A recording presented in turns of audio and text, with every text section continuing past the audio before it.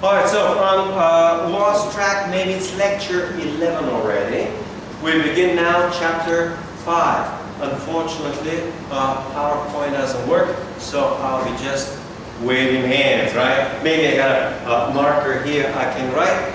Let me give you a quick introduction. This is about planning, alright? So we discussed, the previous chapter was about decision making. This is about planning. Alright, so in planning you want to define the organization's goals. You want to see what the objectives are, and the plan will tell you how to get there. Okay? Example of a goal is, for example, now this university has 3,000 students on this campus. 3,000 students. And the goal may be to increase the number of students by 10%. So the business goal may be to increase the number of students of 3,300. Okay? So now I come up within 2 years. Okay? If you got a particular goal, if you want to accomplish something, you always have to say when. You can't just say increase the number of students 300. That's not good. You have to say 300 students in 1 year, or 300 students in 2 years, or 300 students in 5 years. Or a business goal may be to become the largest campus in southern Thailand, okay? And another campus is 4,000, for example. So, planning involves a particular goal, and a detailed plan will involve the steps that you'll get there, how you get there. Okay, planning is two types, formal and informal. In informal, a bunch of guys get together, and could be girls too, and decide what they want to do and what they want to get. That's the informal. In a formal one, you will have a group of people which are usually top management, we also call them senior management, which are sometimes responsible for planning, and they will be having formal meetings, maybe every Monday, maybe every first of the month. They get together, they decide what the plans are. They review old plans, they evaluate the old plans, okay? They decide what the new plans are, okay? And they are responsible for planning. So, you got, in a plan, you need specific goals. For example, a goal which is not specific is, we want to grow fast. Fast doesn't say anything. Fast could be 2%, 5%, 7%, 10%, okay? Fast is not good enough. Specific means we want to grow 10% in 3 years, okay? That's very clear. This means we want to be 3,300 students in 3 years, okay? That's a specific goal, okay? Very specific.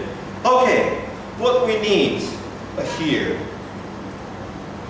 First of all, planning requires coordinated efforts. Now, for some of you, and I'm using page still 128, coordinated effort means it doesn't happen by chance.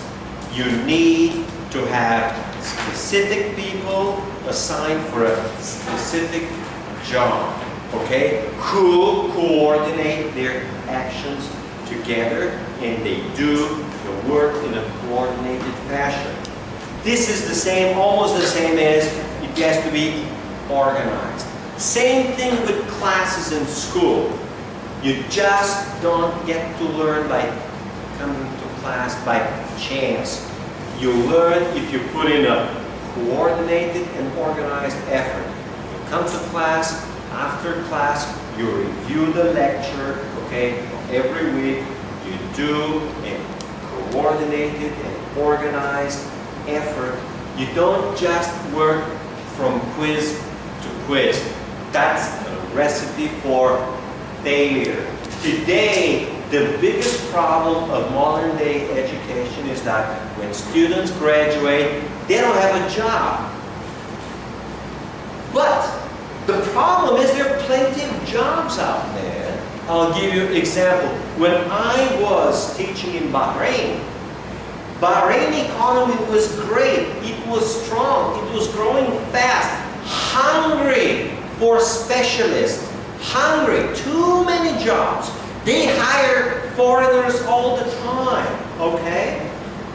But the local kids don't get a job. Don't have a job. And the answer is, of course you don't get a job. You don't have skills. You didn't learn anything.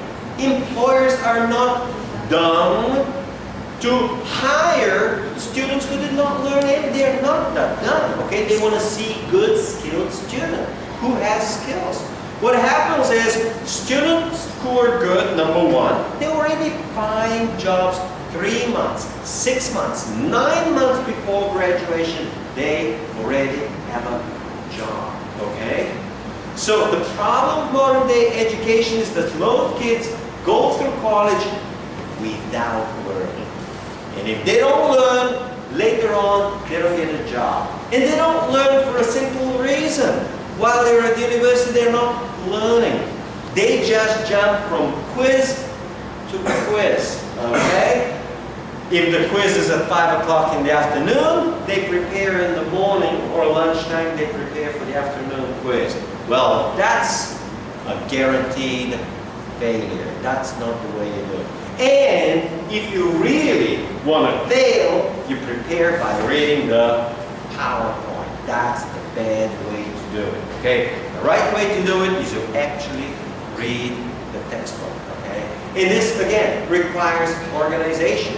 On Saturday, every evening, see people just having fun. We call them social activities, right? We enjoy dancing and all the groups and stuff. You guys should be studying.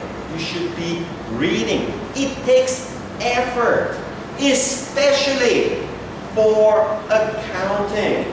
In the accounting, I expect, or I guess, half the students will probably fail. They don't prepare, they come visiting, all right? It doesn't work like that.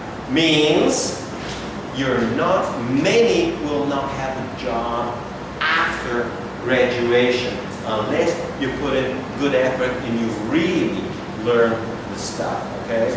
Many still struggle with basic English, which is not supposed to happen with a second-year student and a third-year student, okay?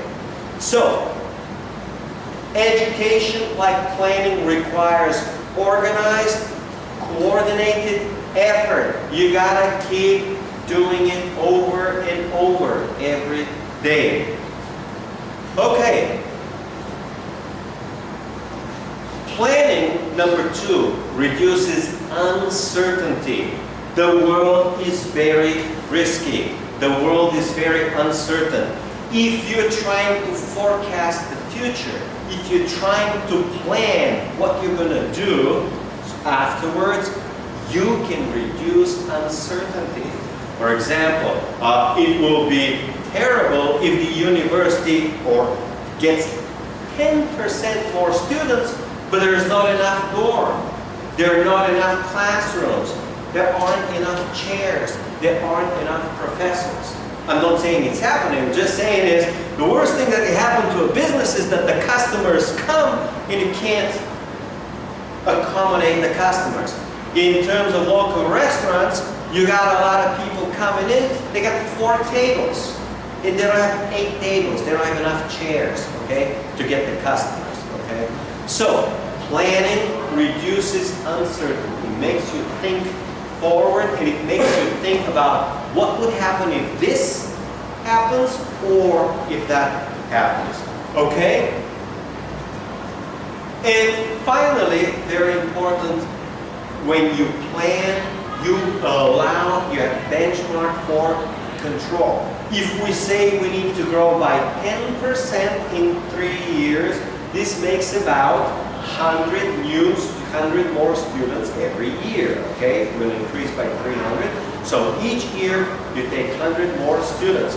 You can look at the end of the year and say, hey, are we getting more applications and are we enrolling more students, okay? That's business growth. Or in terms of the local restaurants, are we getting more customers? Or in terms of hotel, are our rooms full or they're empty? And you can evaluate based on full and based on empty. All right, that's good enough. We continue next time with planning. If PowerPoint doesn't work, we work like this. Okay, good enough? All right, thank you.